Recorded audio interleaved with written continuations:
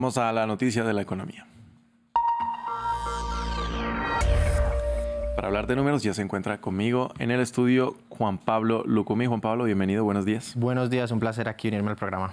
Así es, Juan Pablo, vamos a abrir estas noticias de la economía con China, que lanza un nuevo paquete de estímulos para el sector inmobiliario. No es la primera vez que lo hace ya varias semanas que lleva haciendo diferentes anuncios con respecto a este tema. Es un paquete de más de 560 millones de dólares y es que desde el año pasado China ha implementado políticas para elevar la confianza de los compradores de vivienda en medio de las preocupaciones sobre la persistente disminución de los precios precisamente de este sector, con la bancarrota del gigante de este lado, Evergrande, como telón de fondo, que en su momento esta empresa vendía proyectos de vivienda, recibía el dinero de sus compradores y antes de terminar el primer proyecto ya prometido, usaba ese mismo dinero para otros proyectos sin antes entregar el inicial a sus clientes y evidentemente esto generó desconfianza.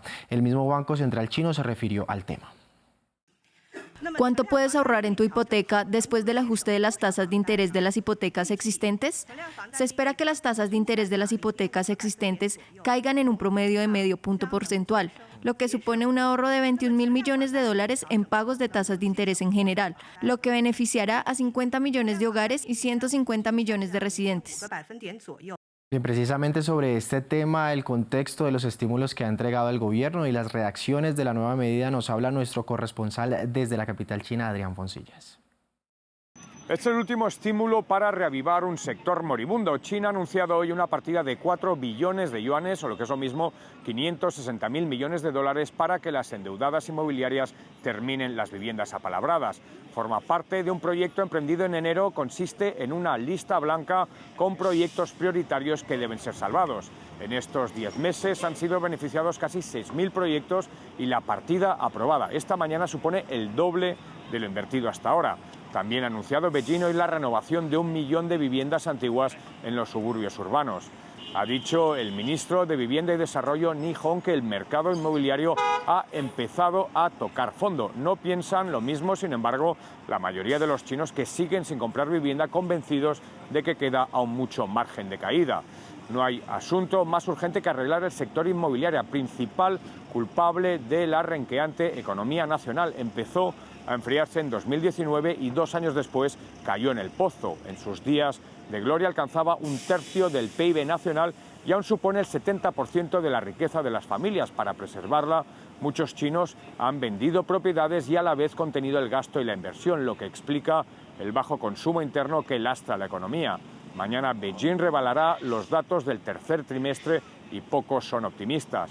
Para devolver la confianza urge que los chinos vean que las viviendas compradas sobre plano son entregadas, y de ahí el anuncio de hoy.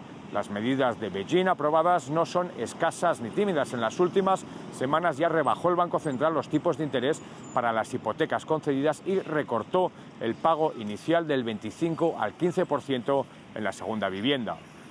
Juan Pablo, ¿cómo esta noticia impactó los mercados? Vamos a ver ya el cierre de las bolsas en Asia, porque noticias como esta afectaron la China continental. Lo van a ver en pantalla en general en negativo. Hong Kong siendo uno de los que más perdía hasta el momento, al igual que Shanghai. Hay que decir que esta semana precisamente estas bolsas en este lado del mundo han tenido pérdidas profundas, en teoría también porque los anuncios que se han hecho con los estímulos han decepcionado a los analistas porque esperaban números mayores. Hay que ver cómo se da la apertura el día de mañana. Pasamos a Europa, que está en plena jornada operativa y lo hace al ritmo de las palabras de la presidenta del Banco Central Europeo, Christine Lagarde, en donde esta misma entidad ha decidido hacer su tercer recorte este año de 25 puntos básicos, dejando las tasas de interés en 3,25% desde el 3,75% que estaba. Hay que decir también que es uno de los bancos que inició sus recortes y que se espera que en el siguiente mes también hayan nuevos recortes. Hay que decir que la decisión fue unánime, teniendo en cuenta que la inflación en el mes de septiembre llegó a 1,8%, por debajo del 2% objetivo del Banco Central, y se espera también que podamos analizar más este tema con las palabras que ha dicho la presidenta del Banco Central.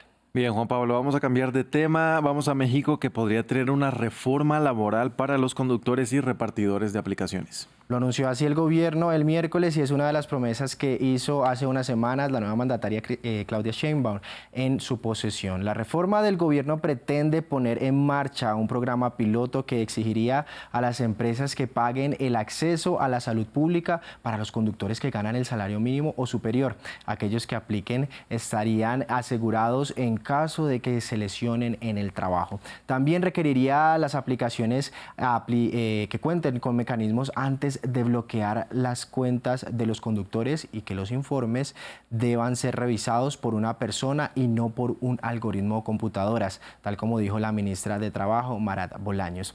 En cifras, según la Alianza, en México, en ese país, alrededor de 2,5 millones de personas trabajan a través de esas plataformas digitales repartiendo alimentos o productos. El gobierno dice que de esas personas, solo 658,000 están registradas en la agencia tributaria en México como trabajadores de aplicativos y que tan solo un poco más de 270,000 ganan un salario mínimo o más. Es decir, este grupo podría ser el elegible para recibir los beneficios laborales de este cambio. Pues hay que ver cómo avanza también esta medida y pues si es aplicada.